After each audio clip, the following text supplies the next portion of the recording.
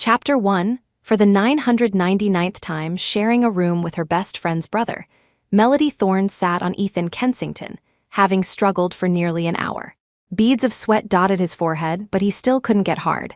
"Maybe, with my hand," she cared for him, suggesting softly with a blush. Ethan gently ruffled her hair. "It's fine. I'll take care of it myself. You go take a shower first." The hot water cascaded down, and in the swirling steam, she suddenly remembered she'd forgotten her pajamas. Just as she pushed open the bathroom door, she heard a low gasp from the living room. "Jasmine." Melody froze, her whole body stiff. Through the half-open door, she saw Ethan leaning against the sofa, masturbating to a photo of Jasmine Vance. His eyes were closed, his Adam's apple bobbed, and his voice was unbelievably hoarse. "Jasmine, baby." After so many times in the same room with her, he could never find true pleasure. Yet now, chanting Jasmine Vance's name, looking at her picture, he easily found his fleeting happiness. Witnessing this scene, Melody felt as if she'd been plunged into an icy abyss. The next second, the phone rang, startling him. Ethan took a moment to compose himself before answering. As soon as the call connected, his friend Leo's incredulous voice came through. "Ethan, are you really going to bid on Jasmine Vance's virginity tomorrow? Have you forgotten how she dumped you? When you went bankrupt, she ditched you for a study abroad opportunity and got together with the dean's son. Now that you're back on your feet, she comes crawling back. That kind of woman?" Ethan closed his eyes, his voice low. "I know she's vain, selfish, and hypocritical." He paused, a bitter smile on his lips. "But I just love her. All these years, I've been going crazy thinking about her." Leo's breathing grew heavy. "Then what about Melody Thorne? She's your girlfriend now. What is she to you?" Ethan pinched the bridge of his nose. "I've tried, but I can't bring myself to love her. When you've met the one, everyone else is just settling. Melody is great, but for me, she's always just been a substitute." Leo sighed. I really don't know what kind of spell Jasmine has on you. If Melody finds out how you're treating her and leaves, you'll regret it for the rest of your life." A hint of weariness crept into Ethan's voice. "Let her leave then. It's been too many years. I can't bring myself to break up with her. If she does it, it'll be a relief for me." Seeing Ethan end the call and about to head her way, Melody, her face pale, scrambled back into the bathroom, trembling. The shower spray washed over her shivering body, and she couldn't help but remember the first time she saw Ethan Kensington. It was the freshman orientation assembly, and he was on stage giving a speech as the student council president. He wore a crisp white shirt, exuding a cool aloofness, and black trousers that hugged his long legs. He carried an innate air of nobility, but the most lethal part was his stunningly handsome face. The moment he looked up, a collective gasp went through all the girls in the auditorium. Melody stood in the crowd, watching his well-defined fingers lightly grip the microphone, his Adam's apple moving gently as he spoke. In that moment, she thought she could hear her own heart beating. "Hey, cat, got your tongue?" Her best friend, Chloe Kensington, nudged her with an elbow. "That's my brother. Handsome, right?" Later, she learned there was a saying at their high school. It was forgivable not to know the principal, but unforgivable not to know the school idol, Ethan Kensington. He was the object of every girl's affection, but he always politely and distantly rejected all confessions. Over time, everyone assumed he wasn't interested in romance. Melody only dared to steal a few glances at him when she was a guest at Chloe's house, until Jasmine Vance transferred to their school. She was like a fire, pursuing Ethan with a passionate and relentless fervor. Everyone thought she would be rejected like all the other girls, but 3 months later, Ethan actually said yes. Melody would never forget that day. She stood at the corner of the school building, watching Ethan press Jasmine against the wall, kissing her. His long fingers were buried in her hair, his usually cool eyes filled with a fiery passion. It was an Ethan she had never seen before. Melody watched as he lost control for Jasmine time and time again. He stood in line all night to buy her a limited edition item, got into fights for her, and skipped class to go to a concert with her. Until their junior year of college, when the Kensington family went bankrupt. Jasmine immediately dumped him and went abroad with the son of a university official, leaving him with the parting words, "Ethan Kensington, you can't give me what I want." Such a proud person, he chased after Jasmine's car for 2 whole blocks. He begged and pleaded, but she never looked back. After that, Ethan was in a daze for days. Worried, Melody followed him silently until he finally noticed her. "Why are you always following me?" Ethan asked, turning around. She stammered, unable to speak. "You like me?" he said, cutting straight to the point. "Then let's be together." After they got together, Melody realized that Ethan had only agreed to be with her to escape the pain of his previous relationship. But she was still happy to do it, treating him with gentle devotion, hoping to warm his heart. Later, it seemed like he was gradually falling in love with her. He started remembering her birthday, brewing her brown sugar tea during her period, and when it thundered, he would smile and pull her into his arms, whispering, "It's okay, don't be scared." And after he made his comeback, single-handedly reviving the Kensington Corporation, he spoiled her rotten. Until 2 weeks ago, when they ran into Jasmine working as a waitress at a club. Jasmine accidentally stained Melody's dress, and Ethan coldly demanded she pay $5 million in compensation. With tears in her eyes, Jasmine said, "I don't have the money, but I'm still a virgin. I'll auction off my first night, and once I have the money, I'll pay you back. How about that?" Ethan gripped her chin, his voice icy. "Fine. I want to see the money in 3 days." That night, Melody lay on their large bed, watching as Ethan stayed in the study for 2 hours, reeking of smoke when he came out. He lay down with his back to her and didn't sleep all night. It turned out he had already decided then to buy Jasmine's virginity. It turned out that beneath his deep-seated hatred was a surging tide of longing and love. It turned out that all these years of sharing a bed, he could never finish because she wasn't his destination, just a rest stop he had settled for. Melody looked at her pale reflection in the mirror and suddenly laughed. As she laughed, tears streamed down her face. Melody Thorne could love fiercely, and she could let go just as easily. If he didn't love her, he could have just said so. She wouldn't cling to him. She turned off the shower, picked up her phone, and sent a text message. The next morning, just as Ethan was about to leave after breakfast, Melody emerged, fully dressed. "Why are you up so early? You should sleep in." Melody looked down. "I have something to do today." Ethan smiled gently. "I'll give you a ride." In the car, just as he was about to ask her destination, his phone rang. His assistant's voice came through the receiver. "Mr. Kensington, Miss Vance's auction is tonight. Will you be attending in person?" Ethan's eyes darkened. "Yes." After a pause, he added, "I'm heading over now." Hanging up, he turned to Melody, about to make an excuse, but she was already forcing a smile. He was so afraid someone else would win Jasmine's first night. She spoke before he could. "If you have something to do, you should go. I can get there myself." Ethan didn't overthink it, eager to leave. "All right, Melody, be safe." Melody didn't reply. After getting out of the car, she hailed another cab and went to the coffee shop where she was meeting her best friend, Chloe. As soon as she walked in, Chloe rushed over, grabbing her hands, her eyes red. "Melody, were you serious about that text you sent yesterday? You're really going to marry into the Shaw family in my place?" Chapter 2, Melody nodded. "Yes." "No, no way. The Shaw family is powerful and wealthy, but the heir, Sebastian Shaw, has always been abroad. Everyone in our circle says he's violent-tempered and disfigured. If this marriage hadn't been arranged by our grandfathers before they died, I would have. Besides, don't you love my brother? Why would you suddenly offer to take my place?" She paused, staring at Melody's pale face. "Did my brother bully you? Is it because of Jasmine Vance again? I'm going to go give him a piece of my mind right now." Melody quickly grabbed Chloe's hand. "Chloe, Ethan and I are over. I don't love him anymore, and I don't want anything to do with him ever again. I know you've been planning to run away and elope, and you were supposed to leave today, but were hesitating." Melody took a plane ticket from her bag and pressed it into Chloe's hand. "Go, Liam is waiting for you at the airport. The flight is at 10, you can still make it if you hurry." Tears welled up in Chloe's eyes. "Then what about you?"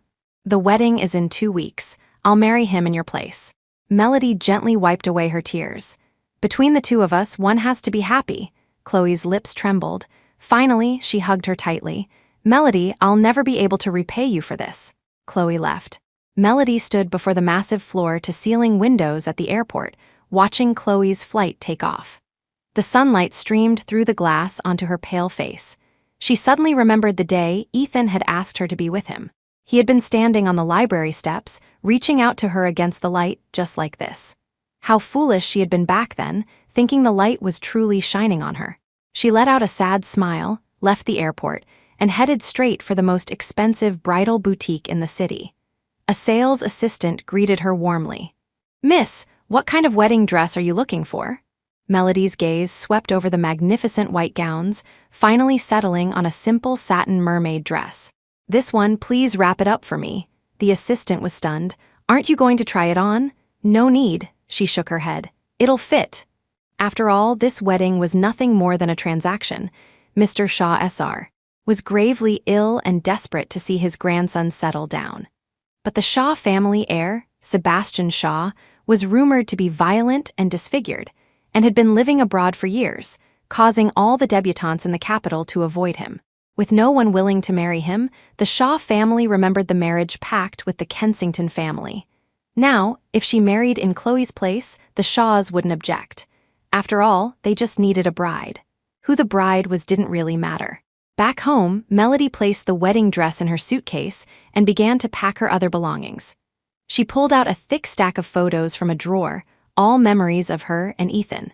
A candid shot of his profile from high school, their first photo together in college, which she only got by hugging everyone else first, a picture of her beaming smile when he took her to the sea for the first time. She tore them up, one by one, and threw them in the trash. She then found the gifts he had given her, a limited edition bag, a custom-made necklace, a ceramic mug he had made himself. She threw them all away. Finally, she picked up her phone and deleted the memo where she had noted all his likes and dislikes. Just as she was about to put her phone down, a call came in. It was the manager of the club. "Miss Thorne, you left a silk scarf at our club last time. Would it be convenient for you to come and pick it up?" Melody checked the time. "Okay, I'll be right over." The club was brightly lit and much livelier than usual. As soon as Melody walked in, she heard a commotion. "Mr. Kensington paid a king's ransom. Jasmine Vance's first night is his." Her body went rigid, and she snapped her head up. By the glass window of the second-floor VIP booth, Ethan Kensington stood tall, a black card held between his long fingers, which he casually tossed onto the auction stage.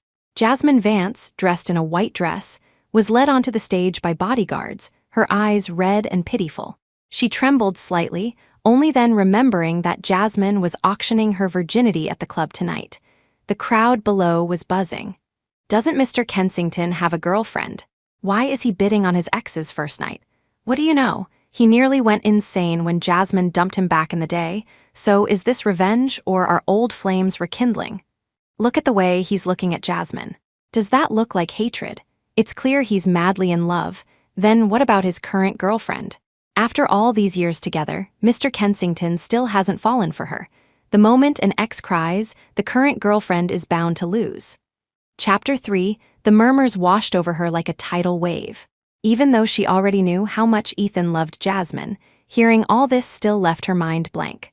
Her heart felt as if a piece had been carved out, leaving a hollow space for the wind to whistle through. When she came to her senses, she found herself following Ethan. She watched him lead Jasmine into the penthouse suite. Perhaps they were in too much of a hurry, as the door wasn't fully closed, and the sounds from inside carried out clearly. "Ethan Kensington," Jasmine sobbed, questioning him. "Don't you hate me? Didn't you demand $5 million from me just for staining your girlfriend's dress? Why did you buy my virginity? Do you still love me? You still love me, don't you?" Ethan sneered. "Love you?" He grabbed her wrist, his voice low and fierce. "Jasmine Vance, you're really something. I bought you, 1, to torture you, and 2, because your first night was supposed to be mine anyway. Need me to remind you how you seduced me back then?" Every word he spoke was filled with hate, but his kiss was filled with love. Melody stood outside the door, watching as he pressed Jasmine onto the bed, tearing her dress with frantic urgency. Clothes were torn away, their breaths mingling. At the final moment of possession, a single tear slid from the corner of Ethan's eye, landing on Jasmine's collarbone. "Ethan, you're crying?" Jasmine froze. He held her waist tightly, his voice hoarse. "Shut up." Melody's body trembled, her nails digging so deep into her palms she couldn't feel the pain. She watched them entangle until late into the night, watched him take her again and again, watched Jasmine pass out from exhaustion, and watched Ethan, after she had fallen asleep, hold her in his arms, kiss her forehead tenderly, and whisper her name over and over. In that instant, Melody finally broke down completely. Stumbling out of the club in a daze, Melody's vision swam. Suddenly, a pair of blinding headlights shone on her. Bang! Unable to dodge in time, she was hit by a car and thrown to the ground. An excruciating pain shot through her entire body. In a blur, she heard someone scream, someone call for an ambulance. When she woke up, she was in the hospital. "Thank God, you're finally awake. Miss, you need surgery immediately. Please contact your family to sign the consent forms." Several nurses stood before her, anxiously holding the surgical consent forms. Her mind was hazy. She subconsciously opened her phone's contact list and dialed the pinned contact. Only after dialing did she realize it was Ethan. She was about to hang up, but the call connected, and what she heard was Jasmine's intermittent voice. "Ethan, your girlfriend is calling. It's so late, it must be something urgent. You should go see her, let me go. I can't take it anymore." The next second, Ethan's cold voice cut in, "Ignore it. Jasmine Vance, I paid for your whole night and it's not over yet. You dare try to run?" Then came the sound of sticky, intimate kisses. The call disconnected. The nurse looked at her awkwardly. "Well, do you have any other family members?" Melody closed her eyes, trembling. As tears streamed down her face, her heart felt like it had been brutally ripped open, and the cold wind that rushed in made her organs ache. "I'll sign it myself. Whatever happens, I'll take responsibility." With that, she tremblingly picked up the pen and signed her name, stroke by stroke. Blood from her fingertips stained the consent form red. As the last stroke was written, she fainted completely.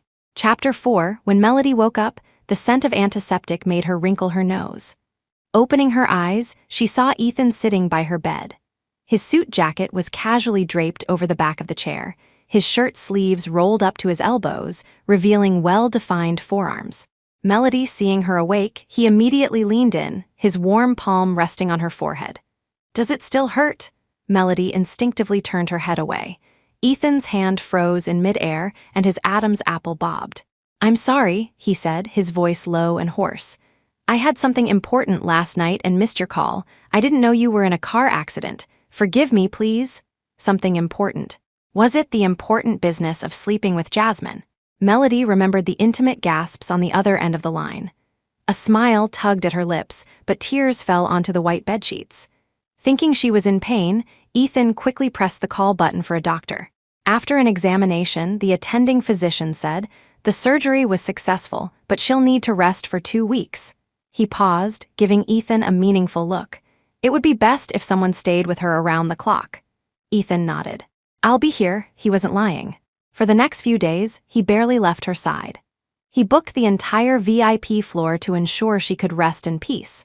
When she wanted some fresh air in the garden, he would carry her downstairs, extremely careful not to let her get bumped or bruised. When she said she was craving porridge from the west side of town in the middle of the night, he drove off to buy it without a second thought, returning with it still hot. In the past, Melody would have been moved to tears. But now, her heart was completely empty. If she hadn't seen with her own eyes how much he loved Jasmine, she might have almost believed him. On the day of her discharge, Ethan fastened her seatbelt and said softly, "Melody, I have a surprise for you." Before she could respond, his phone rang. "Ethan, class reunion tonight, you coming?" An old classmate teased on the other end. "Never mind, I shouldn't even ask, you're definitely not coming. It's better if you don't. After all, Jasmine Vance will be there too. I really don't know how she has the nerve who didn't know she dumped you for a study abroad spot back then. All our classmates despise her for being so vain, yet she still insists on showing up." Ethan's fingers paused, and he suddenly said, "I'll be there." The person on the other end was stunned. "What, you're coming?" "Yeah," he said, glancing at Melody, his tone casual. "I'm bringing my girlfriend. She's been in the hospital recently, so it'll be a good chance for her to get out." The old classmate laughed. "Great, great, we can rub it in Jasmine's face, show her what she lost." After hanging up, Ethan looked at Melody and explained gently, "To help you relax and have some fun." Melody looked down, her fingertips trembling slightly. Relax, just a moment ago, he had said he had a surprise for her. Now, the surprise was forgotten, and relaxing was just an excuse. He just wanted to see Jasmine, but she didn't call him out on it, simply closing her eyes wearily. The class reunion was held in a private club. The room was dimly lit, filled with the clinking of glasses. When Ethan appeared with his arm around Melody's waist, the whole place erupted. Holy crap, Ethan really came? And he brought his girlfriend, isn't that the junior who used to follow him around with water bottles? Someone deliberately said in a loud voice.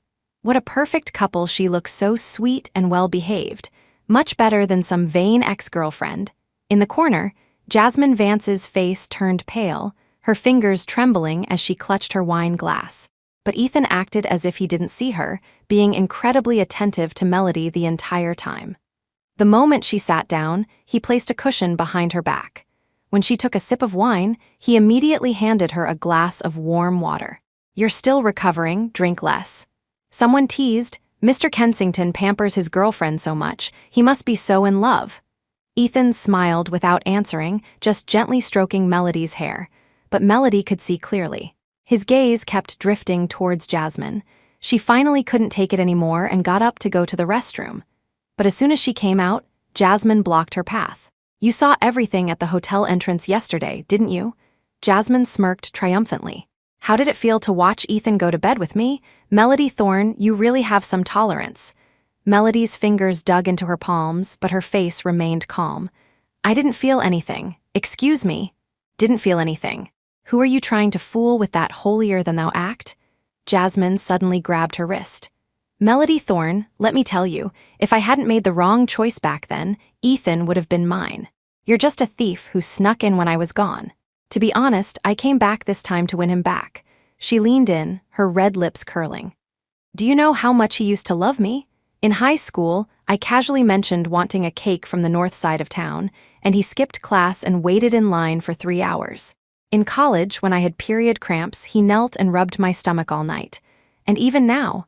She lowered her voice, gloating. He says he hates me, but last night he took me again and again, until dawn he wouldn't stop. He loves me this much, how could you possibly win? Melody's heart trembled. She slowly looked up at the person in front of her. In the past, she had only loved Ethan from afar, silently watching how much he loved Jasmine, and had never confronted Jasmine directly. So, even after Jasmine dumped Ethan for money, she thought maybe there were extenuating circumstances. Otherwise, why would Ethan be so obsessed with her?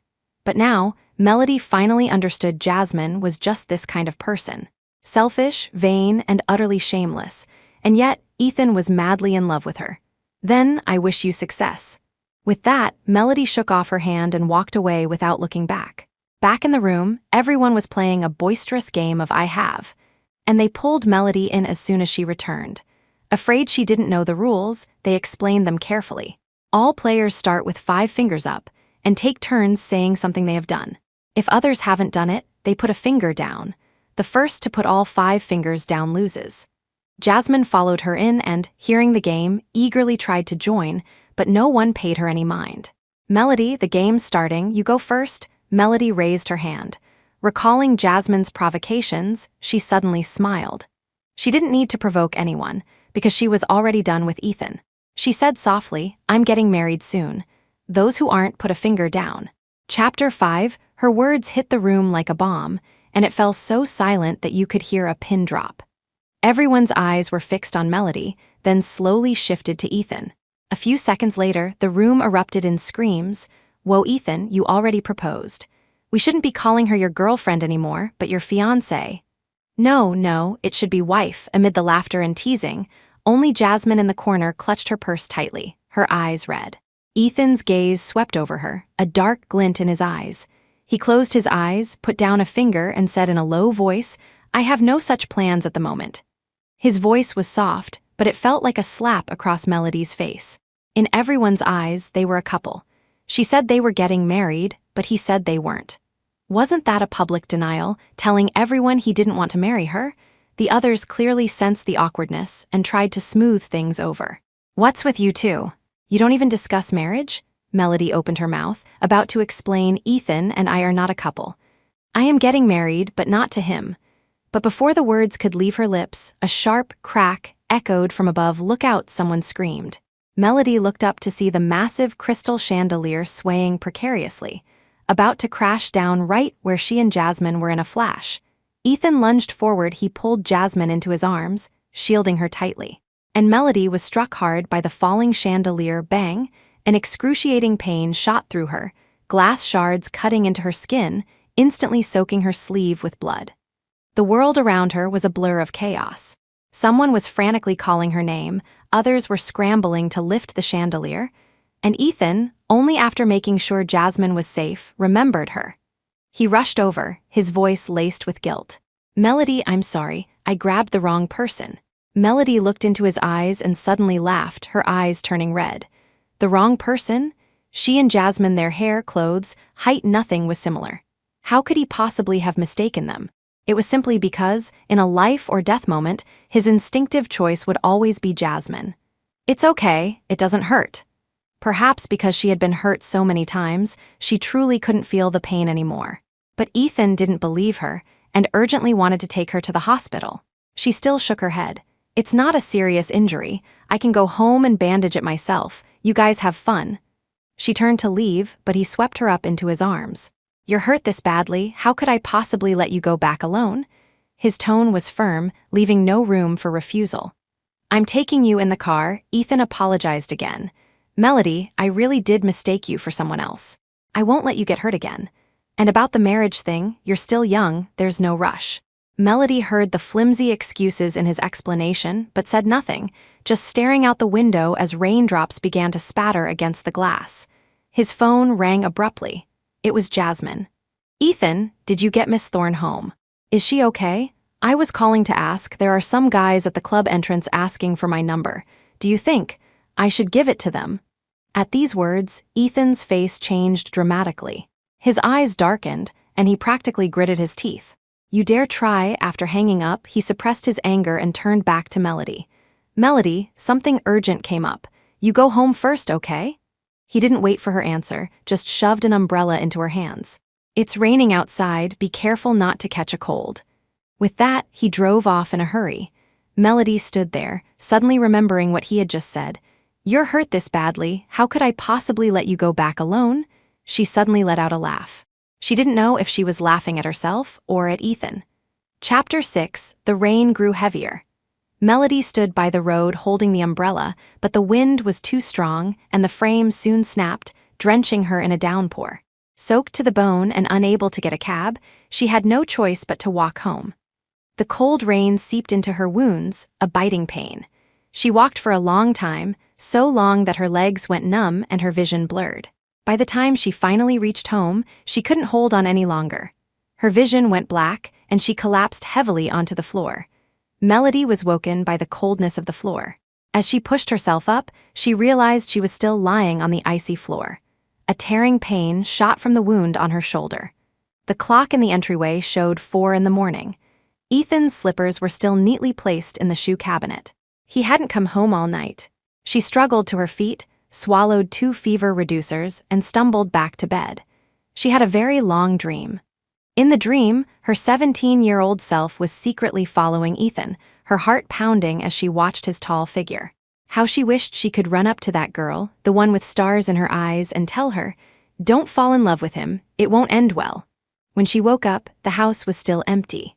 She picked up her phone to check the time and unintentionally scrolled past Jasmine's social media feed. "Someone's keeping me locked in my room, says I'm a flirt and won't let me go out. He's even guarding me himself. What do you think his feelings are for me?" The accompanying picture showed a hand with well-defined knuckles. That same hand had once held her gently, calling her, "my sweet girl." It had also held her hand all night when she had a fever. But now it belonged to Jasmine. For the next few days, she stayed home, continuing to pack the rest of her belongings. When Ethan returned and saw the suitcases scattered all over the floor, he couldn't help but frown. "What's all this?" she lied. "The seasons are changing. I was afraid they'd get musty, so I'm just airing them out." Though something was clearly amiss, he didn't press further, merely apologizing for leaving her behind last time and then insisting on taking her to a movie. "It's that movie you've been wanting to see, Melody. Consider it my apology." His tone was gentle, leaving no room for refusal. In the movie theater, just as they sat down, Melody saw Jasmine. She was sitting in the front row with a strange man, their posture intimate. Ethan's face instantly darkened. Throughout the entire movie, his eyes never left Jasmine. Melody suddenly remembered a time when a guy had asked for her number. Ethan had just smiled and ruffled her hair, saying, "My little girl is so popular, huh?" It turned out that when you truly love someone, even jealousy drives you mad. Halfway through the movie, she had completely lost interest and was about to make an excuse to leave when a commotion erupted outside. Then, the fire alarm blared, "Fire, run," in an instant. The crowd descended into chaos. As thick smoke billowed in from the vents, Ethan quickly wrapped his suit jacket around Melody and shielded her as he rushed out. But as soon as they reached a safe area, he started frantically looking around for something. Melody followed his gaze and saw that the man who had been with Jasmine had come out alone, but Jasmine was nowhere to be seen. Before she could react, Ethan let go of her and rushed over. "Where's Jasmine?" Ethan grabbed the man's collar, roaring, "Why didn't you bring her out?" The man didn't know who Ethan was but was so terrified by his aura that he stammered, "Who cares about her? We're just online friends." In a life or death situation like this, you're lucky to save yourself. Ethan punched him hard, then without another word, charged into the fire. The firefighters who had arrived tried to stop him. "Sir, don't go in there, we'll handle the rescue. The fire is too big right now, you'll die if you go in." "There's no time." His eyes were bloodshot. He shoved the firefighters aside and rushed into the inferno without a moment's hesitation from beginning to end. He had forgotten that his official girlfriend was standing right there. Chapter 7. Melody stood there, frozen to the spot, watching him disappear into the thick smoke. 10 minutes later, a figure stumbled out of the smoke. Ethan was carrying an unconscious Jasmine on his back. The shirt on his back was burnt to ashes, revealing raw, bloody flesh. Jasmine, however, was draped over him, her dress barely smudged with soot, not a single hair out of place. "Ambulance!" he roared as he collapsed to his knees, still carefully protecting the person in his arms. Only after seeing her safely placed on a stretcher did his vision go black, and he fainted. Melody's eyes turned red, and she couldn't help but press a hand to her heart. It doesn't hurt anymore. How nice. It seemed the wound from where she had forcibly torn Ethan from her heart was finally beginning to heal. In the hospital, Melody stayed by his side all night. But when Ethan woke up, his first words were, "Where's Jasmine? How is she?" Melody said calmly, "She's fine. She left after her injuries were treated." He breathed a sigh of relief, then remembered to explain, "Melody, I only saved her because we knew each other. I didn't want her to die." "I understand." Ethan was taken aback. He ruffled her hair, thinking she believed him.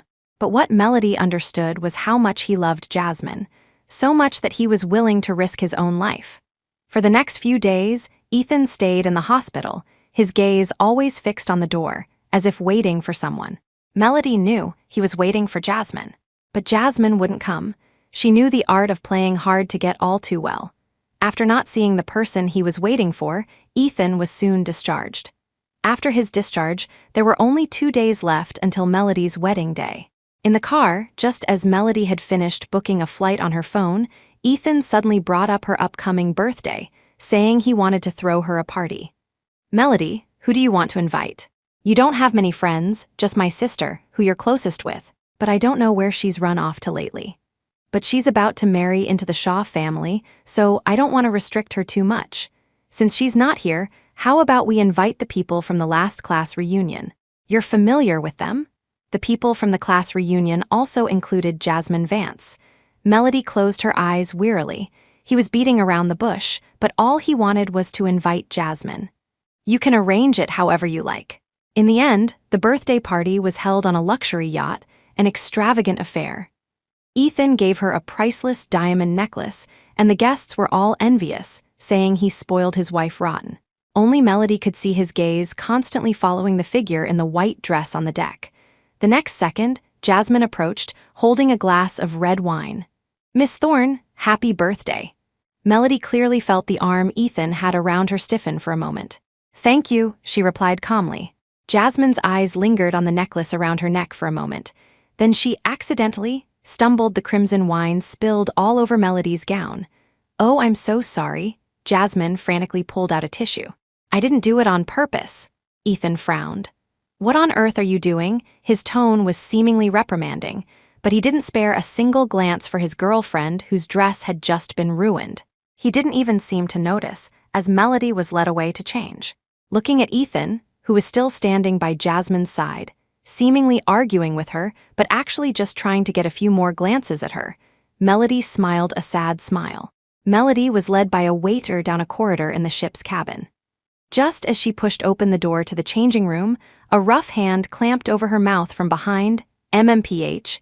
She was dragged violently into a storage closet, the thick stench of sweat assaulting her senses. A man in ragged clothes pinned her against the wall, his murky eyes glinting with a lecherous light.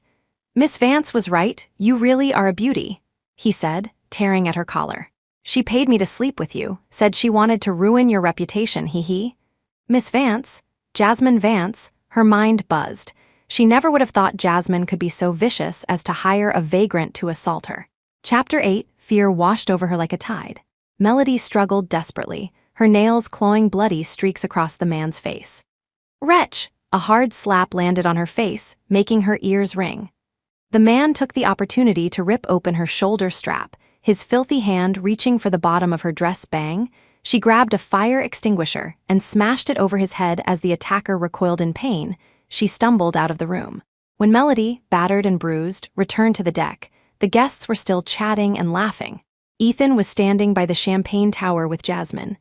They had been talking about something, and Jasmine was covering her mouth, laughing softly, her eyes sparkling. Slap! A loud smack silenced all the noise. Jasmine staggered back, clutching her face, her eyes wide with disbelief. "You, Melody," Ethan grabbed Melody's wrist. "What are you doing?" She shook off his hand, her voice trembling. "She hired a vagrant to assault me." The entire party was in an uproar. Tears instantly welled up in Jasmine's eyes. "I didn't, Miss Thorne. I know you hate me, but how could you slander me like this?" Click. Melody pressed play on a recording she had just made on her phone. "Miss Vance sent me. She said she wants to ruin your reputation." The vagrant's sinister laugh was clearly audible in the recording. Ethan's face instantly turned as dark as ink. "Jasmine Vance, I thought you were just vain. I never thought you could be so malicious. What did Melody ever do to you? It's her birthday, and inviting you here was an act of kindness. How could you do something like this?" Faced with Ethan's fury, Jasmine dropped the act. She suddenly burst out laughing. "Yes, I did it. I'm malicious, I'm despicable, but it's all because I love you, Ethan Kensington. I wanted her to be assaulted so she would leave you. You're supposed to be mine, you used to love me so much. You have the nerve to talk about love. It's disgusting." Ethan shoved her away. "I stopped loving you the moment you left me. The one I love now is Melody. Apologize to her right now." "Apologize? I won't. I'd rather die than apologize." "Then go die," Ethan roared. Hearing this, Jasmine froze. A moment later, her eyes turned completely red. She gave him a long, hard look, and then, before anyone could react, she sprinted away. The sea breeze lifted her white dress, making her look like a dying butterfly. "Ethan Kensington, as you wish." Jasmine gave a tragic smile, then turned and leaped into the dark sea. "Jasmine Vance." Ethan's roar cut through the night. The next second, he also leaped into the sea without hesitation when Ethan climbed back onto the yacht. Carrying an unconscious Jasmine, everyone on board rushed over. "Quick ambulance! Mr. Kensington is injured in the chaos." No one paid any attention to the birthday girl, Melody Thorne. "Ah!" She was knocked to the ground by the rushing crowd, her palms scraping against the deck.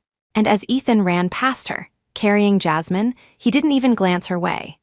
The sea breeze blew her damp hair away from her forehead. Melody felt the warm trickle of blood, unsure if it was from her earlier struggle or a new wound. She looked in the direction the ambulance had gone and suddenly smiled. As she smiled, tears streamed down her face. "Ethan Kensington, you say you don't love Jasmine, that you love Melody Thorne. Who would believe that?" Chapter 9, Melody went to the police station alone. She handed over the recording to the police, calmly gave her statement, and accused Jasmine Vance of soliciting another person to commit sexual assault. The police officer looked at her disheveled hair and the bruises on her arms with a sympathetic gaze. "We will handle this according to the law." "Thank you." She went home, poured herself a glass of hot water, and swallowed 2 painkillers.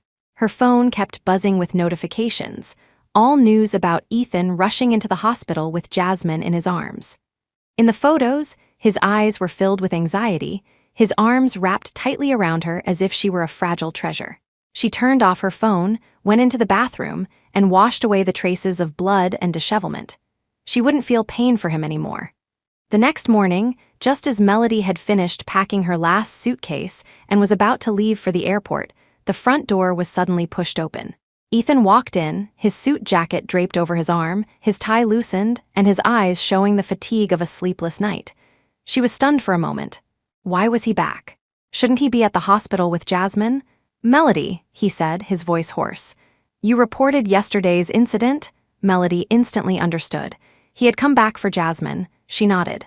"If I hadn't run fast enough, I might have been assaulted by now."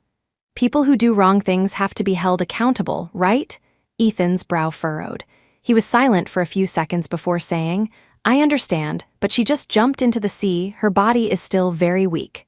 "So," Melody cut him off softly. "Because she jumped into the sea, I should just let her go?" She looked him in the eye. "Didn't you say you hated her? Then you should want her to be punished even more." Ethan was taken aback, a complex emotion flashing in his eyes.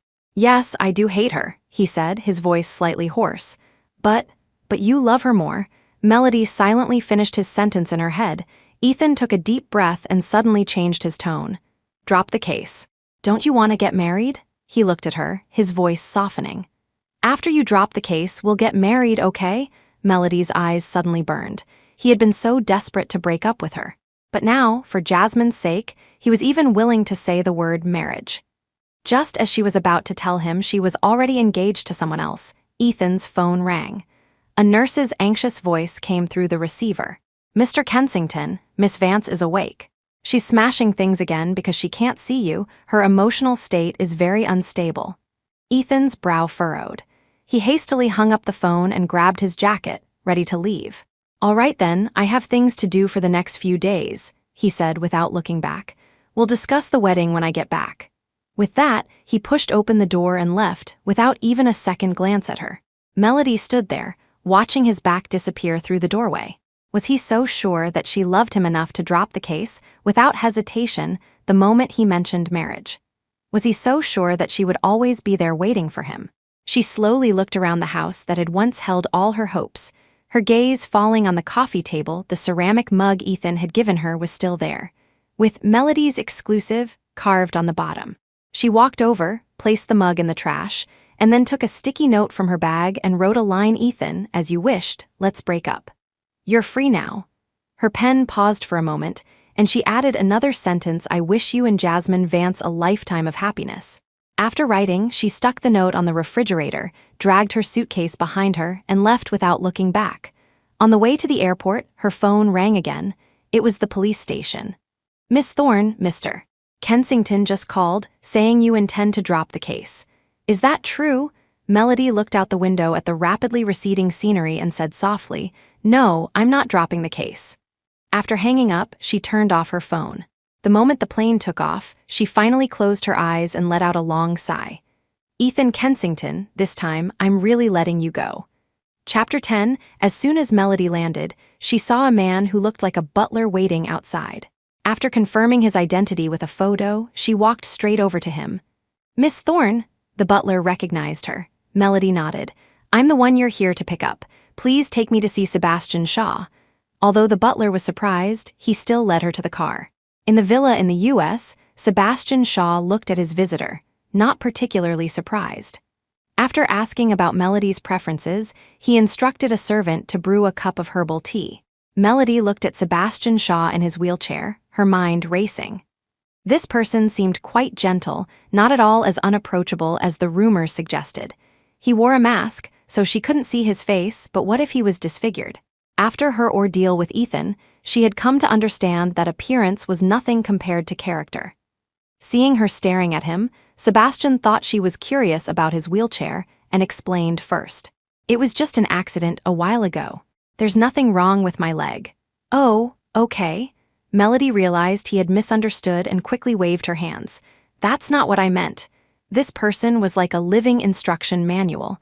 Sebastian didn't mind. He got straight to the point. "Are you sure you want to marry me in Chloe's place?" Melody nodded. "We both know that this marriage is just a transaction." Although she couldn't see his expression, Melody felt his scrutinizing gaze from behind the mask. "So I won't make things difficult for you. If that day ever comes, I will terminate the marriage contract and also give you a sum of compensation. Melody remained silent. She knew what Sebastian meant by that day. Of course, it all depends on you. If you regret it, I can also. I don't regret it. I am willing to marry you, Melody answered seriously. Sebastian was taken aback for a moment. He didn't continue, just nodded and replied, "Okay." Her phone vibrated. It was a spam message. Melody deleted it. It had been a week since she arrived in the US, and she hadn't received a single message from Ethan. She knew what that meant. She had thrown away everything related to her at their home and even left him a note. If Ethan had seen the note, he would have contacted her. But he hadn't. This could only mean that Ethan hadn't been home all week and had been taking care of Jasmine at the hospital. Ethan, do you really love Jasmine that much? It doesn't matter anymore. Melody thought with a bitter smile. It doesn't matter anymore. She and Ethan would have no more ties. When Sebastian came over, he saw Melody sitting by the window, looking down at her phone, seemingly lost in thought.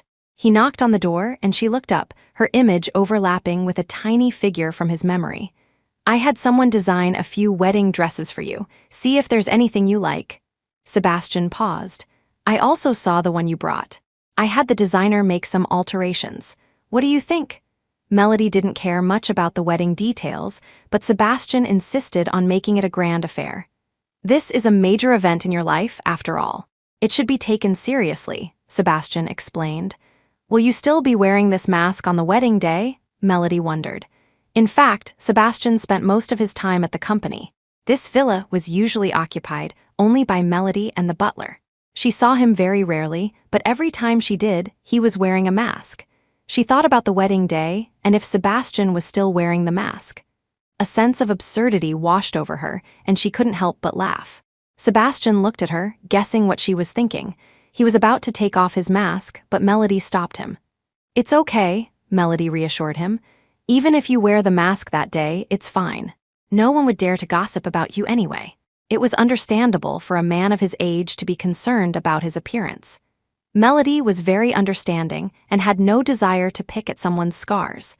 So if Sebastian was unwilling, she wouldn't pry into his privacy. However, Sebastian took her hand and used it to remove his mask. A long, flesh-colored scar ran from behind his ear to his chin. "You!" Melody's surprise was too obvious. Sebastian still smiled politely. Something did happen before, but thankfully, it's all in the past. Melody had heard a little about what Sebastian was referring to.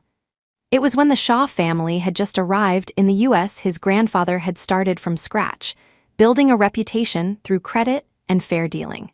However, a local competitor, unhappy with their business practices, hired a group of thugs to kidnap the high school-aged Sebastian, using him to blackmail his grandfather into withdrawing from the market. But after getting the guarantee, the thugs went back on their word and doused the abandoned garage in gasoline. Whenever Chloe mentioned this, she would sigh heavily. Such a handsome man, burned just like that. I heard he was completely blackened when they rescued him and was only out of danger after 3 days of emergency treatment. If you're scared, you can call off the wedding. Melody quickly explained, "I'm not scared. I initially thought, the rumors. I thought your whole face was burned to charcoal, so I was just shocked that it wasn't what I imagined. It's not because I'm afraid of your face." "Charcoal?" Sebastian repeated her word, chuckling softly. "The rumors are a bit exaggerated." "They did set a fire back then," Sebastian said, seeing that Melody wanted to ask. "But they forgot to take their knife when they left. I managed to reach it, cut the ropes, and escaped through another route." She hadn't expected this version of the story. The fact that Sebastian could recount such a terrifying experience so casually made Melody feel a little uneasy. In fact, Sebastian had well-defined features. Even with the scar, it didn't affect his appearance. The scar was like a hand, gently cradling the side of his face. As she thought this, her hand unconsciously reached out and touched the warm spot. Only then did she fully awaken, and Sebastian was just quietly looking at her. "For you to have survived such a dangerous situation, it means more good things are bound to happen to you in the future," Melody said, trying to comfort him with conviction. Sebastian nodded. "Okay, I believe you." Maybe it was her imagination, but Melody felt that he seemed a little happy. Chapter 11, it had to be said, Sebastian was very thoughtful.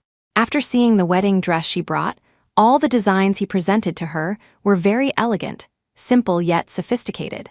The dress she had originally chosen, though from the best bridal shop in town, was still too plain compared to the brochure in her hands.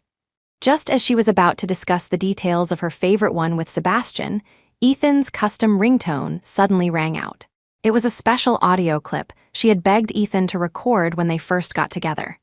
It's me, your dearest Ethan is calling." Melody thought she had thrown away everything related to Ethan, but she had missed this one thing. Not going to answer it? Sebastian looked up at his slightly hesitant fiancé. Melody shook her head, placing her phone face down, and continued to discuss the wedding dress with him.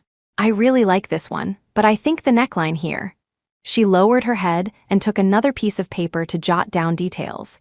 If she had looked up at that moment, she would have noticed that Sebastian's attention was entirely on her phone. Ethan Kensington, back in the bedroom.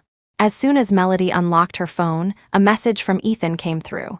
"Melody, please answer the phone," she sighed. She knew Ethan too well. If she didn't make things clear, he wouldn't give up. The moment the call connected, Ethan's slightly anxious voice came through. "Melody, what's going on with the police? Didn't you drop the case last time? Why are they coming to take Jasmine away today?" After a moment of silence, Melody chuckled. "Is that the only reason you called? Please don't be like this, Melody. I'm just looking out for her as a former classmate. Jasmine just came back to the country. She's already having a hard time. How can she establish herself with a stain on her record? Didn't we agree we'd get married after you dropped the case? Don't you want to be with me anymore?" Ethan's tone was extremely gentle, but Melody just wanted to laugh. "Ethan, why haven't you been home? Have you been staying with Jasmine this whole time?" Ethan was at a loss for words. "I couldn't get away from Jasmine's side, but believe me," he lowered his voice. "Don't be angry, okay? You know I wouldn't do anything with her." "Who are you talking to, Ethan?" Jasmine's voice came from nearby. "Is that Melody?" "Ethan, we'll talk when you get home." With that, ignoring whatever was happening on the other end, Melody hung up the phone. "Ethan, when you get back to that house, you'll know that I no longer care what happens between you two." Chapter 12. Ethan knew he had to go home. For the past week, he had been by Jasmine's side, taking care of her. He told himself it was out of guilt. After all, Jasmine had jumped into the sea because of something he said. If anything had happened, he would have been responsible. That's right, that's all it was. So staying to take care of her was just a matter of responsibility, nothing more. But for the past week, his Melody hadn't tried to contact him once. Why? Ethan couldn't say if Melody's silence was a good or bad thing. His Melody was magnanimous, so she wouldn't overthink things. He should have been happy. But every night, when he opened his phone's contact list, he found her chat window empty. Did she not care about him anymore? Had she stopped thinking about him? He was agitated. When the police came to take Jasmine away during the day, Ethan found out that Melody had not dropped the case. This was the first piece of news he had heard about Melody in 7 days. While waiting at a red light, Ethan saw a flower shop on the side of the road. He realized it had been a long time since he had given Melody flowers. After a moment's thought, he got out of the car. The shop owner saw him and warmly asked who the flowers were for. Ethan didn't answer. He glanced around, saw some beautiful roses, and pointed. "Please wrap up those roses for me." The owner agreed and carefully wrapped them for him. Ethan paced around the shop. The owner was perceptive and could see that he seemed to want something else, so he started to upsell. "We have other flowers here, all very beautiful. Would you like to take a look, sir?" Ethan looked around. "Do you have lilies?" Yes, the shop owner nodded. "A bouquet of tulips, lilies, calla lilies, and hyacinths." "Please arrange them for me," Ethan said, then added, "Wrap it nicely, it's for visiting a patient." Yes, bringing flowers for Jasmine was just because she was a patient, a convenient afterthought. The roses were on the passenger seat, the other bouquet in the back. Ethan had it all planned out. When he got home, she would see the flowers, he would coax her a little, and she would surely forgive Jasmine.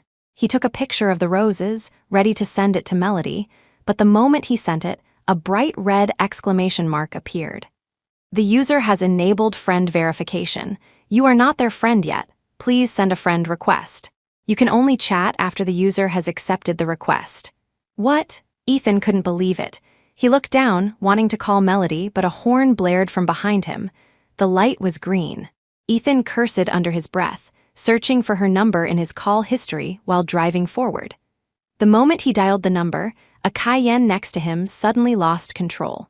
"The number you have dialed is not available at the moment. Please try again later."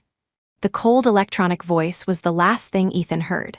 Chapter 13, with the wedding approaching, Melody's parents had long since passed away, so she only notified her best friend, Chloe, among her friends and family. When the invitation was sent, Chloe was on vacation in the Maldives with her dear Liam. "Melody, are you really sure about this?" The sound of waves crashing against the rocks came from behind Chloe, the rhythmic sound not at all jarring to Melody. The sound of the waves mixed with her friend's voice made Melody feel incredibly at ease. "Melody, don't worry. If you don't want to marry him, there's still a way out." Chloe wasn't joking. During her time wandering abroad with her boyfriend, she had been thinking about this. She absolutely could not watch Melody jump from one pit of fire into another. She was powerless when it came to her own brother. Ever since she had known Melody, she knew she was the gentlest person, never letting others know about her grievances. She had seen how much Melody cared for and gave to her brother, so she knew that Melody's sudden decision to leave meant she could no longer bear it. "Don't worry, Chloe." Melody knew her friend was worried. "Sebastian isn't like the rumors say. He's actually quite easy to get along with. Besides, I really want a family." Chloe paused. She knew what Melody meant. After a long silence, she said, "It's not right for me to show up at your wedding, but I'll have my boyfriend go and support you. I'll be outside too. Don't forget about me then. Find a chance to bring me a glass of wedding wine." Her voice was full of guilt. "Melody, my brother let you down. Now my happiness is bought with your sacrifice. I really don't know how." "Don't say that, Chloe." Melody gently cut her off. "I never blamed you, and I don't feel like I'm sacrificing myself. My relationship with your brother couldn't be forced. He doesn't love me. My decision to marry Sebastian was my own." Perhaps the rumors about Sebastian were too terrifying, so Chloe's escape this time had the tacit approval of her parents. As long as the Shaw family didn't ask for her, they would pretend nothing had happened. The Kensington parents still loved their daughter very much, but thinking of them, Melody let out an almost inaudible sigh. Her parents had passed away long ago, so she always acted cautiously around Ethan's parents, wanting to gain their approval. However, in all the years she had been with Ethan, they had always been critical of her, believing she wasn't good enough for their son. What kind of gutter snipe with no upbringing is this? Daring to get involved with our Ethan, you should just give up on trying to climb the social ladder. But even without a proper upbringing, didn't she still get into one of the top 3 universities in the country, just like their son? However, in the face of his parents' baseless malice towards her, Ethan never stood up for her. He always said, "They're old, and they won't be living with us in the future. Just be more patient with them." But his seemingly neutral attitude was, in fact, a way of taking sides, wasn't it? Melody didn't want to think about it anymore. She felt that she would be very happy with Sebastian. Chapter 14, on the wedding day, Liam delivered a large bag of things to Melody. "This is a gift from Chloe," Liam said with a shy smile. "She's in the banquet hall next door." Melody said she knew and would go see her later. Liam had been live streaming the scene for Chloe. As Chloe watched, her eyes caught a familiar figure flashing past her door. The wedding was halfway through, just as they were about to exchange vows, when the banquet hall doors were violently thrown open. It was Ethan. Ethan had been in the hospital for a week after a car accident. When he opened his eyes, he saw Jasmine sleeping beside him. Where was Melody? As he moved, Jasmine woke up. Before she could speak, she heard Ethan ask, "Where's Melody?" Jasmine pouted. "I've been taking care of you all these days, Ethan. Why are you asking about someone else as soon as you wake up?" What did she mean by someone else? How could Melody be someone else? But he caught on to something more important. "You've been taking care of me all these days." "Of course," Jasmine said, as if seeking praise. "If you don't believe me, you can ask your parents." "Thank goodness your mom got me out of the police station, otherwise I wouldn't have been able to see you, Ethan." Jasmine looked on the verge of tears. Ethan was still a bit dizzy from just waking up. He asked again, "Then what about Melody? Didn't she come?" Of course she wouldn't come. Eleanor Kensington, who had been listening outside the door, could no longer hold back. She didn't understand why her son insisted on being with Melody. "She hasn't come to see you once all these days. It's been Jasmine who's been taking care of you." As soon as you wake up, you don't even care about her, but instead bring up some irrelevant person. Ethan felt an inexplicable annoyance. He opened his phone, and his chat history with Melody still ended with that red exclamation mark. Melody had deleted him, but hadn't Melody told him they would talk when he got home? He had a strong premonition that he needed to go home. Seeing him get up, Jasmine quickly tried to stop him. "Ethan, you just woke up. Where are you going?" "I'm going for a walk," Ethan said, making a random excuse. His mind was in a mess, and he was desperate for an answer. As soon as Alina left, Jasmine knew she couldn't stop Ethan, so she hailed a cab and secretly followed him. Ethan arrived at the villa, which was unusually quiet. He opened the door and saw the empty living room. His assistant said that the maid had been given a vacation by Melody 2 weeks ago and was told to come back in a month. Ethan searched everywhere, but all of Melody's things were gone. He didn't know if she had moved them to a new place or thrown them away. He searched the house frantically, hoping to find some clue. Suddenly, he noticed a note on the refrigerator. He strode over to it. On it was her familiar handwriting. "Ethan, as you wished, let's break up. You're free now. I wish you and Jasmine Vance a lifetime of happiness." What did this mean? Ethan's brows furrowed. Had Melody left? But where could she go without him? She had no one else in the world but him. How could she just leave? Was it because of Jasmine?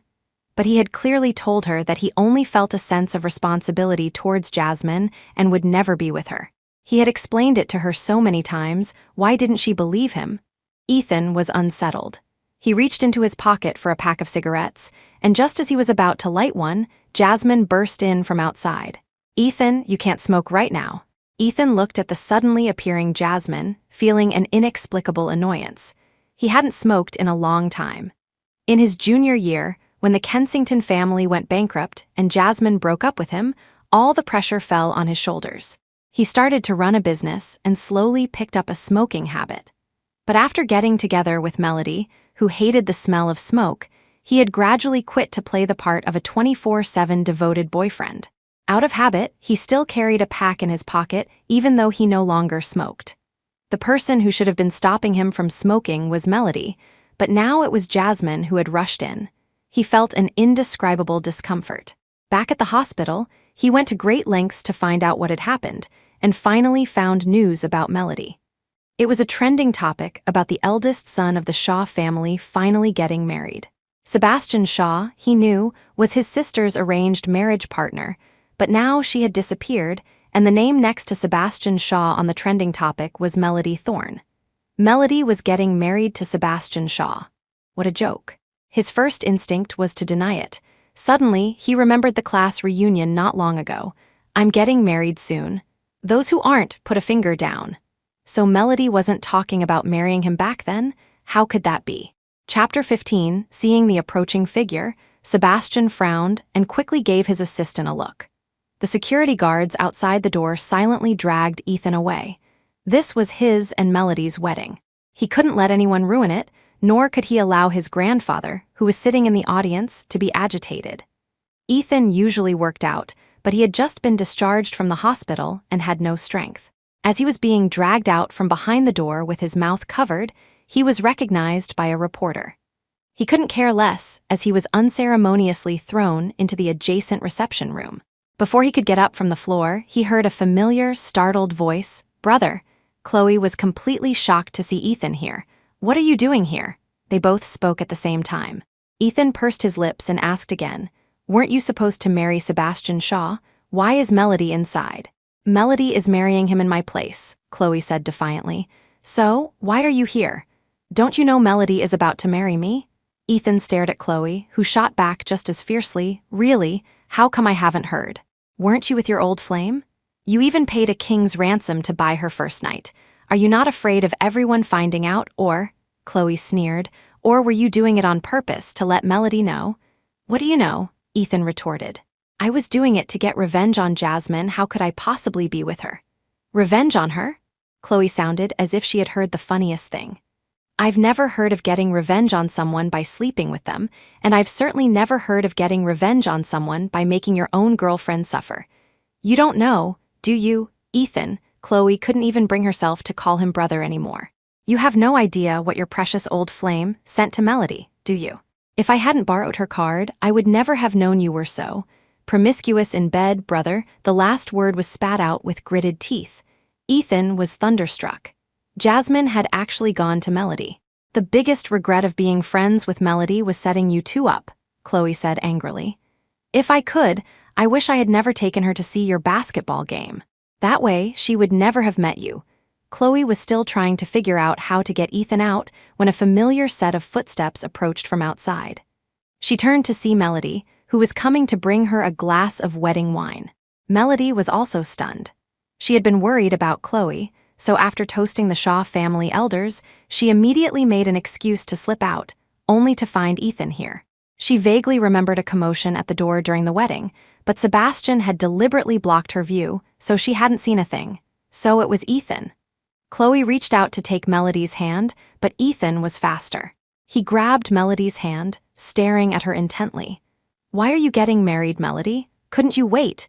Didn't I say we would discuss our marriage when I got back? I don't recall agreeing to marry you, did I? Melody shook off his hand and stood with Chloe, her face wearing a cold expression that was unfamiliar to Ethan. You couldn't wait? Ethan asked, not giving up. Are you legally married to him? If not, we can go to the city hall right now. I don't mind that you had a wedding with him. And the condition? Melody swirled the wine in her glass. Is it for me to drop the charges? She then sneered. Your family is powerful. Your mother was able to bail her out once, so let her keep doing it. Trading marriage for me dropping the charges? Don't you think you're selling yourself short, Ethan? Ethan was about to say more, but was shoved back by his sister. That's enough. Are you going to cause a scene at Melody's wedding too? Chloe couldn't believe her own brother could say such insane things. She would absolutely not allow Ethan to have a meltdown on such an important day. Since you're here, Ethan, you might as well have a drink before you go, Melody said, pouring herself a glass and, without another word, was about to splash it on Ethan when she was bumped by Jasmine, who seemed to appear out of nowhere. You're going too far, Melody. The wine spilled all over Jasmine. Melody, wearing high heels, nearly fell from the forceful push, but was caught in time by Sebastian, who had come up from behind. Are you okay? Melody nodded. She had just given Sebastian a brief rundown of the situation and had come out to find Chloe alone, leaving him to deal with the relatives. When she didn't return after a while, Sebastian came out to check, only to walk into this scene. Melody frowned. She hadn't expected to see Jasmine here either, and Jasmine wasn't alone. So this is where you disappeared too. Billionaire Kensington walked briskly into the reception room. Ethan had his assistant book a flight to the US immediately. Jasmine, sensing something was wrong, had informed Billionaire and they had followed Ethan. Mom, what are you doing here? Chloe was surprised. Billionaire glanced at her.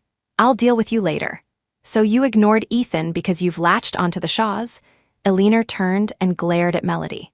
Do you have any idea that my son was hit by a car because of you and only woke up yesterday? And the moment he woke up, he came here to find you, and what do? Billionaire pushed away Ethan, who was trying to stop her. You run off to be someone else's daughter-in-law. How could you do this to Ethan? Just as Melody was about to speak, Sebastian silently stepped in front of her. Mrs. Kensington, as for why Melody married me, I believe you know better than any of us. And Melody is now the daughter-in-law of the Shaw family. She has no obligation to answer your questions. Billionaire was speechless. She hadn't expected Sebastian to stand up for Melody. Does she even deserve to be part of your Shaw family? The moment she saw Ethan was injured, she thought he was a lost cause and immediately left him. Do you think she'll stay with your family? Jasmine's sharp voice grated on Melody's ears. She found it utterly baffling where these baseless accusations were coming from. Was Ethan injured because of me? Melody demanded, then turned to Ethan. Did I cause your car accident? Ethan quickly shook his head. Jasmine was not to be outdone. Then do you dare say you didn't marry Sebastian for money? I heard it's because his grandfather is dying, so. Shut up, Ethan finally couldn't take it anymore. Apologized to Melody. When Jasmine mentioned Sebastian's grandfather, Melody noticed Sebastian's eyes turn cold. You want me to apologize to her? Jasmine laughed tragically. What did I say wrong? Melody Thorne. I've had enough. Chloe finally couldn't listen anymore and slapped Jasmine across the face. Meeting Jasmine's incredulous gaze, she lifted her chin. I really don't know what my brother ever saw in you. What are you doing now? Eleanor couldn't believe her own daughter was siding with an outsider. She was both anxious and angry and told her assistant, Leo, to take Chloe away. Chloe secretly gave Melody a look. Melody knew she was about to run off with her dear Liam again. Seeing Melody looking like she was enjoying a show, Eleanor's anger flared. She raised her hand to slap Melody, but her wrist was caught by a stone-faced Sebastian. "Hello, I'd like to report a disturbance. Someone here is causing trouble and has seriously threatened my personal safety." Ethan froze, staring in disbelief at Melody, who was calling the police. "Are you crazy? That's your mom." "It seems my welcoming gift wasn't generous enough," Victoria Shaw said, standing at the door. She had been watching the drama for a while. "I wasn't aware my daughter-in-law had to call someone else Mom." She walked over and patted Melody's shoulder reassuringly. "It's okay, dear. I'll handle this. You and Sebastian go inside and spend time with Grandpa." Chapter 16 at the jewelry store. Victoria Shaw held Melody's hand, leading her to try on piece after piece. If Melody showed the slightest interest, she would immediately tell the clerk to wrap it up. Victoria was very fond of Melody. After the wedding, she had carefully investigated the whole affair and learned everything Melody had endured at the Kensingtons. "What I found out was already so much. What I didn't find must be even worse." From then on, Victoria's gaze towards Melody held a hint of pity. Sebastian was the only heir to the Shaw family, and Victoria had always wanted a daughter. Unfortunately, her husband had passed away early. But now, with Melody, Victoria genuinely liked the girl and treated her as her own daughter. The butler behind them was already laden with bags. Melody made an excuse to go to the restroom, letting Victoria browse on her own. As soon as she turned the corner, Ethan grabbed her hand. She had seen him. From the first floor, she had seen Ethan with Jasmine. By the third floor, it was just him. She shook off Ethan's hand. "If you have something to say, just say it. Let's not make a scene in public." Ethan wanted to say something, but Melody's cold attitude left him at a loss for words. Seeing his silence, Melody didn't want to waste any more time with him. As she turned to leave, Ethan quickly blocked her way. "Why did you leave me?" As he spoke, Ethan realized his voice was incredibly hoarse. Since the wedding, due to the Shaw family's deliberate arrangements, he had been forced to deal with them, leaving him no time to find Melody and demand an explanation. He thought, wasn't he good enough to Melody? Why did she treat him like this? The after effects of the car accident had taken their toll on Ethan, and he had lost a lot of weight these past few days. Melody laughed. "Ethan, are you that worried I'm the type to cling to you? If you can't let go of Jasmine, you could have just told me. I, Melody Thorne, dare to act and take responsibility. I can pick things up and put them down. What about you, Ethan? Can you?" Ethan was stunned. He didn't know if Melody was just saying it out of anger. During this time, at his mother's behest, Jasmine had stayed by his side. He kept saying he wanted revenge on Jasmine, yet he couldn't control his desire to be with her. "Admit it, Ethan," Jasmine whispered, her hand caressing his face in the afterglow, her voice like a siren's call. "You just can't let me go." Jasmine's voice was like a hook, tempting him to go deeper.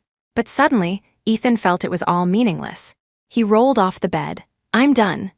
Jasmine was still saying something from the bed. He found it noisy. He wanted to get up and pour a glass of water, but noticed a cup was missing from the house. He frowned. It was the ceramic mug. When they had gone to Jingdezhen, Melody had said she wanted to learn pottery, so they each made a cup for the other. The cup Ethan made had a tiny line of words carved on the bottom. Melody's exclusive. At that time, he hadn't controlled the fire well, and the dye in Melody was smudged. So Ethan took a special pen and drew a heart over it. Seeing this, Melody had done the same, drawing a heart above Ethan's exclusive. "Now they're a pair," Melody had said with satisfaction. But now, only Ethan's exclusive remained on the coffee table. He didn't know why he suddenly thought of Melody. He attributed it to his love for her. But did he really love Melody? If he loved Melody, would he really sleep with Jasmine? Sleeping with Jasmine was just for revenge. Ethan told himself over and over, just for revenge. Lost in thought, he didn't notice the look in Jasmine's eyes as she stared at the ceramic mug, a look as hateful as if it were dipped in poison. "Admit it, Ethan, you just can't let go of Jasmine." Melody didn't want to waste any more time with Ethan. She sneered, "Since you can't let her go, why don't you just be with her? Besides, I have my own family now. Stop bothering me." "But I love you." Ethan's head drooped. He grabbed Melody, not letting her go. A strange fear gripped his heart, a gut feeling that if he let go this time, he would never see her again. "Love me?" Melody scoffed. "Only you know how much of your love is real and how much is fake. In your family, only your sister truly treated me well." Melody forcefully broke free from his grasp and, ignoring him, went back to the jewelry store. As soon as she entered, she saw a frantic Victoria waiting for her. Seeing her return, Victoria quickly led her away. To the hospital. Grandpa's had an incident. Chapter 17, Ethan returned home, dazed. As soon as he walked in, he was slapped by his mother.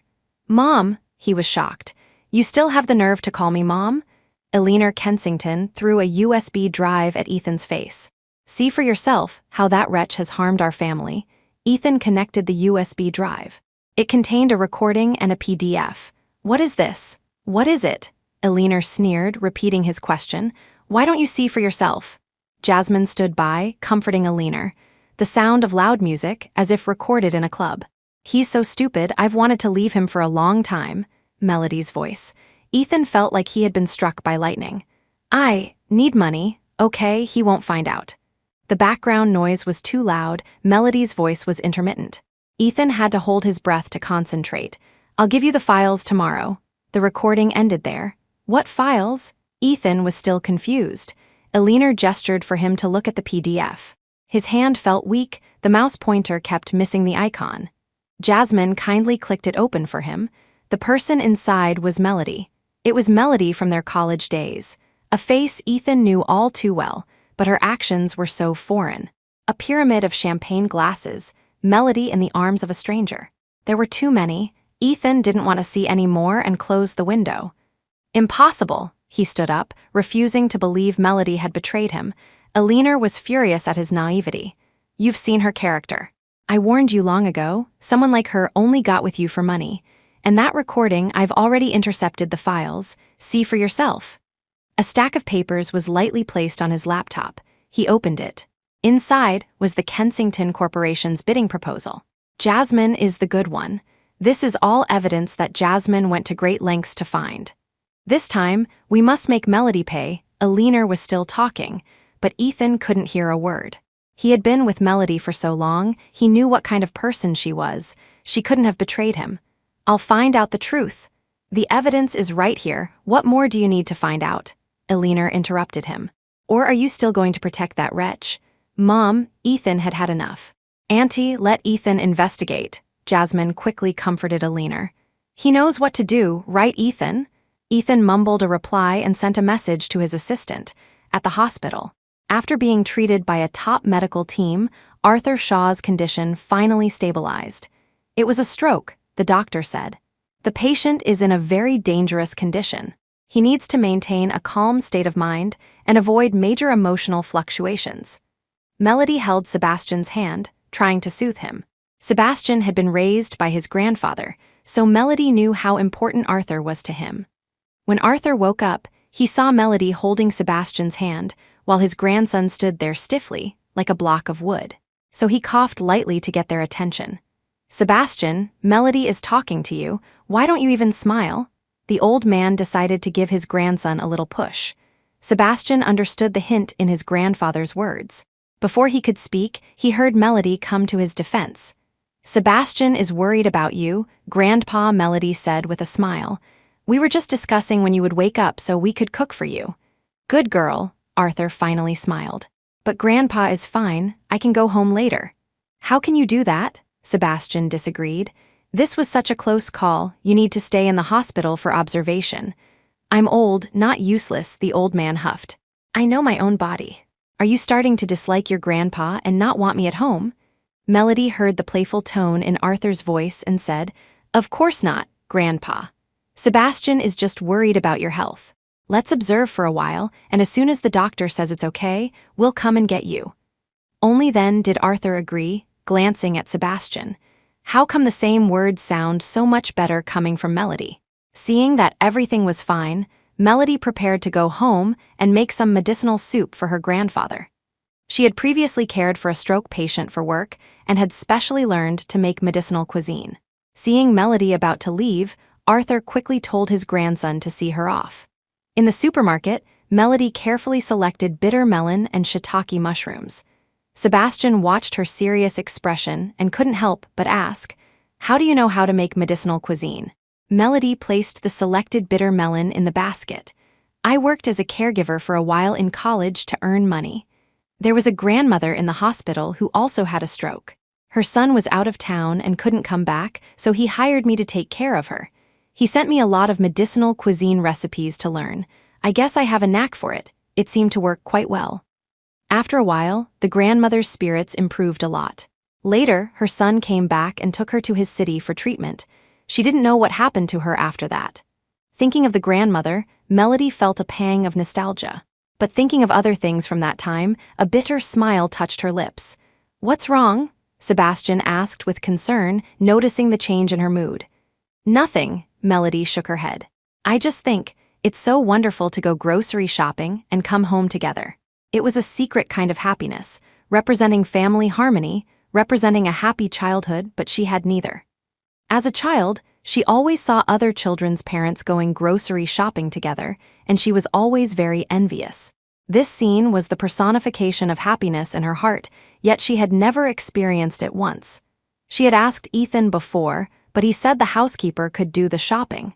She never mentioned it again. But this time, Sebastian solemnly took her hand and promised her, "Then from now on, let's go grocery shopping and cook at home together every day, okay?" Melody's heart stirred. "Okay." Chapter 18. When Ethan received a call from his assistant, he was overwhelmed with company affairs. His project plans were frequently being leaked, and all the evidence pointed to Melody. "Mr. Kensington?" Quinn's voice was hesitant. "I followed the lead and found one of the people in the photos, Lucas Miles. He was originally in C City, but he seems to know I'm looking for him and has fled to F City. Should I continue to follow him or move on to the next person?" Lucas Miles. Ethan pinched the bridge of his nose. He remembered this person, a well-known playboy from a wealthy family at their school. His family had once had a business relationship with his own. When the Kensington Corporation went bankrupt, the Miles family was also affected. At that time, he was wandering around campus in a daze when he ran into Lucas, who taunted him relentlessly. No matter how much he tried to endure, he couldn't satisfy Lucas. "You could have gone bankrupt on your own. Did you have to drag others down with you? You roped my dad into investing. Was that to make our family your blood bank?"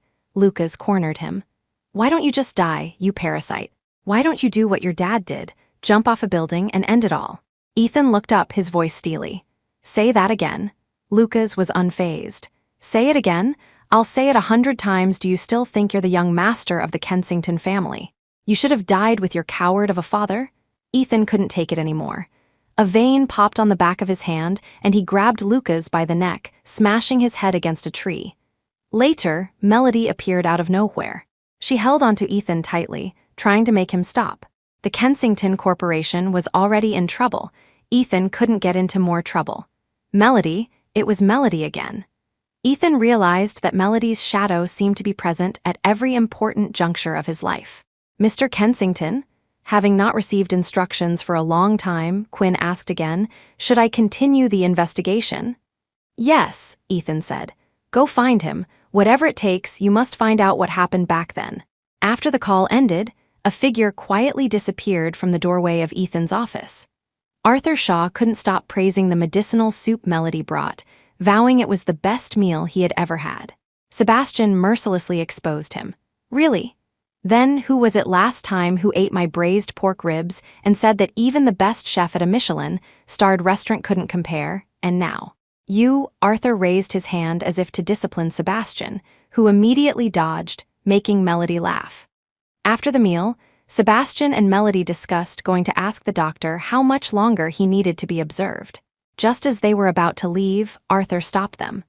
"Let Sebastian do the work. He's a grown man. Does he need someone to accompany him just to ask a few questions? Melody, you just sit here and wait for him." Melody smiled and nodded, knowing that Arthur had something to say to her alone, so she let Sebastian go out first. "Melody," Arthur began, choosing his words carefully. He had lived for so many years and met countless people. He could tell what was under their skin with a single touch, but Melody, he genuinely liked her. He had investigated her background and, after seeing her file, felt that Melody was a rare gem. Therefore, he didn't want her to be wronged. "What is it, Grandpa?" Melody only heard Arthur call her name and then silence.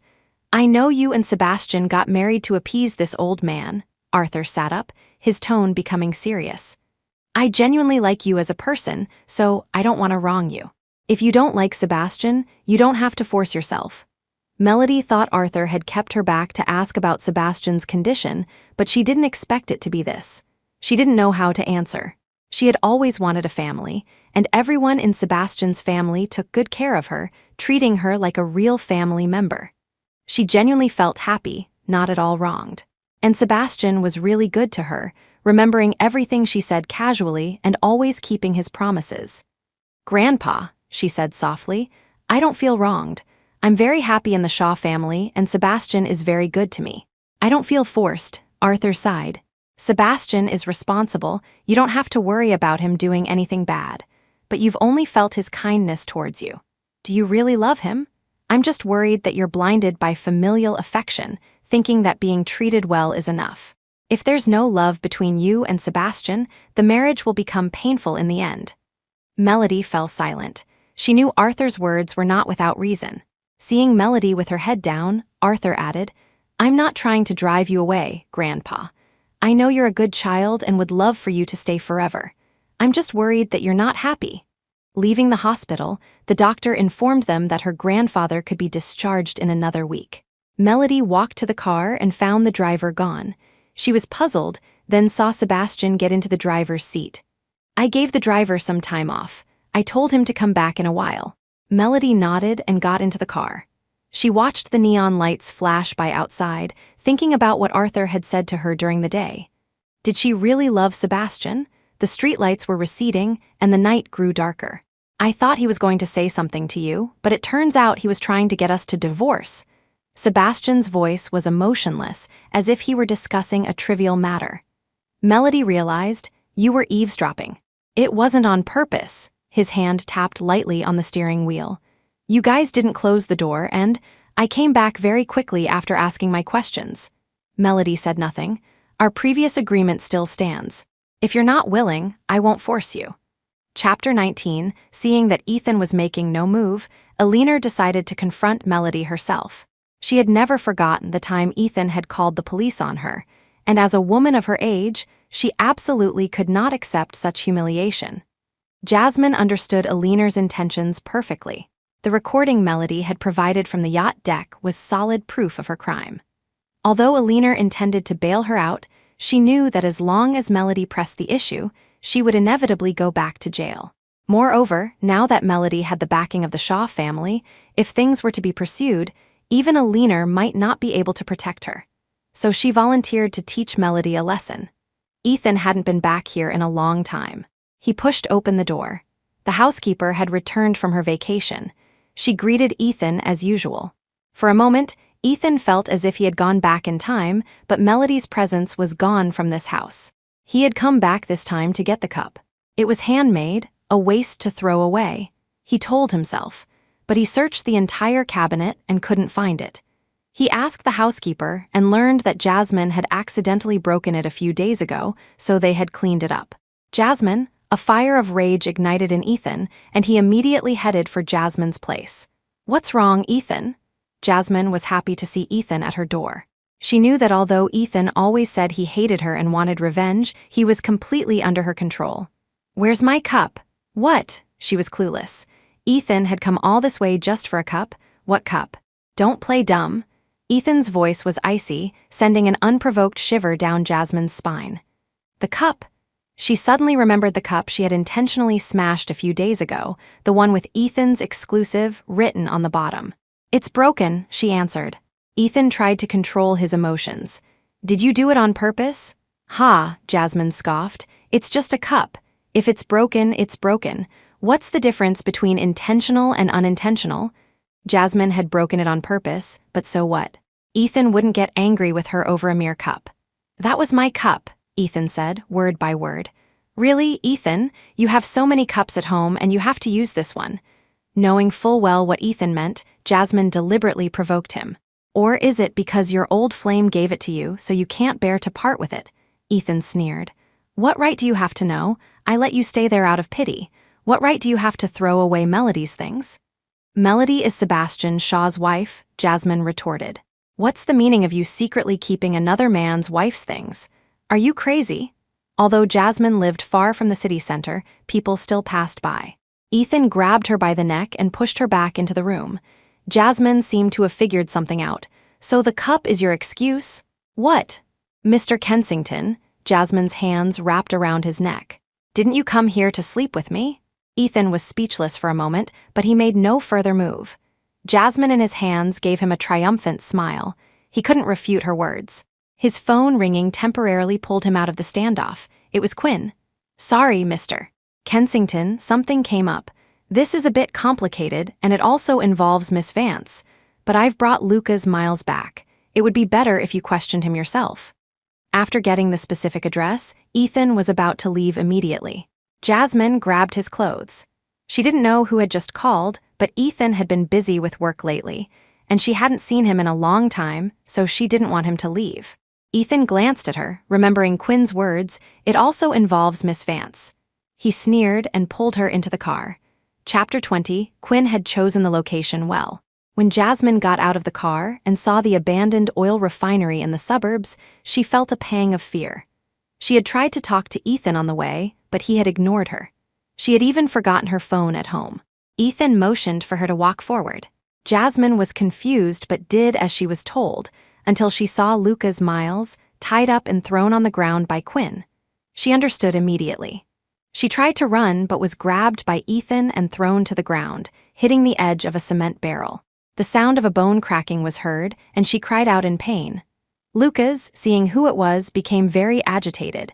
Ethan gestured to Quinn, and the cloth stuffed in Lucas's mouth was removed. Tui, cough cough, Lucas coughed violently.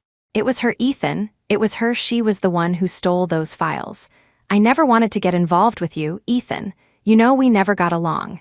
If she hadn't come to me and said she would help me, I never would have come looking for trouble with you. Ethan looked at Jasmine. She had never imagined that Lucas would be found. Ever since she heard Ethan tell Quinn to find Lucas, she had contacted a group of thugs to silence him. But how had Quinn found Lucas and brought him before Ethan?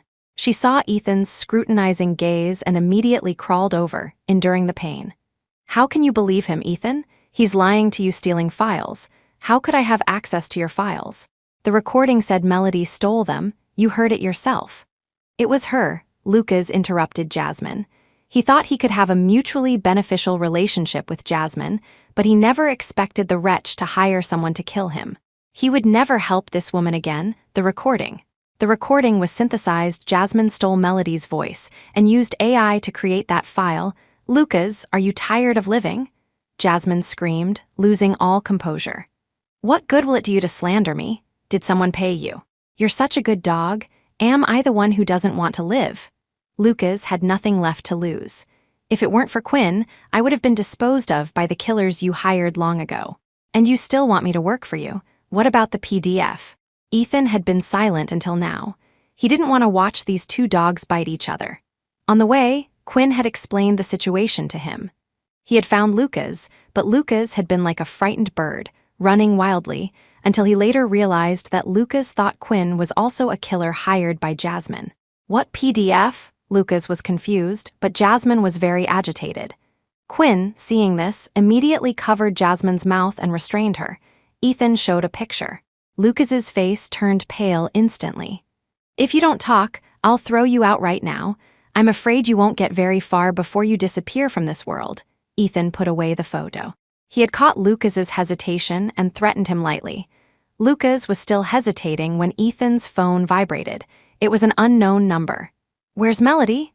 It was Sebastian's voice. What do you mean? Ethan didn't want to receive a call from Sebastian at all, but it was strange. Sebastian was asking him where Melody was. Had something happened to Melody? Security footage shows the last person Melody saw was Jasmine. Hearing this, Ethan quickly walked over to Jasmine. He pinched her chin, forcing her to open her mouth. Where did you take Melody? Chapter 21, Jasmine sneered. Melody, you say her name so intimately. She belongs to the Shaw family now." Ethan hung up the phone. Before Jasmine could react, she was slapped hard across the left cheek. She was incredulous. "You hit me? Ethan, you actually hit me. Are you insane?" Ethan's hand rested on her neck, his voice softening. "I'll ask you one last time, where is Melody?" Jasmine suddenly laughed, spitting out a mouthful of blood. "You haven't fallen in love with her, have you?" She looked Ethan straight in the eye. "You only liked her because of me. Now that I'm back, why are you still paying attention to her? Don't get so caught up in your act that you start believing it yourself." "Ethan, good, very good," Ethan smiled, leaving her in the warehouse. "You question Lucas about the PDF first. I'm going to find Melody. Send me the results when you're done. You can deal with both of them as you see fit." After instructing Quinn, Ethan rushed out. Quinn was his assistant, but also his enforcer. Ethan had relied heavily on Quinn's help to re-establish himself in the city through various gray area dealings. Not long after he left, Ethan received a recording. He opened it. It was Lucas's voice. It turned out that after the Kensington family went bankrupt and Jasmine broke up with Ethan, Melody couldn't bear to see him so dejected. She went to find Jasmine, hoping she wouldn't leave Ethan. "Fine," Jasmine had said. "Go and entertain some clients for me. For every man you drink with, I'll stay for another day." But in reality, Jasmine never intended to stay. She just wanted to see how far Melody would go for Ethan. "You really are a good dog raised by Ethan," Jasmine had said, looking at a drunk Melody with contempt. "Take the pictures. So that's how it was, you know what to do, right?" Ethan asked. "Yes," Quinn replied. In the background, Jasmine's screams could be heard. Ethan, annoyed by the noise, hung up. At the same place, he saw the flower shop again. It was closed. He thought of the 2 bouquets from last time, neither of which had been delivered. He regretted it deeply. Why had he treated Melody that way? Chloe was right. It would have been better if Melody had never met him. If she hadn't met him, hadn't been with him, she wouldn't have suffered so much. He owed Melody a debt he could never repay in this lifetime. Meanwhile, Sebastian had located Melody's exact position using her phone signal. The kidnappers, having not received instructions from Jasmine, had been at a standstill, giving Sebastian enough time to call for backup. The warehouse door was breached by the police, and the kidnappers were quickly subdued. Sebastian rushed to Melody's side, taking the unconscious Melody into his arms. Feeling the movement, Melody woke up. Seeing the worried Sebastian in front of her, she quickly comforted him. It's okay, I'm safe now." She was the one who had been kidnapped, yet she was comforting him. Sebastian held her tighter. "I'm sorry, it won't happen again. I won't let you leave my side again."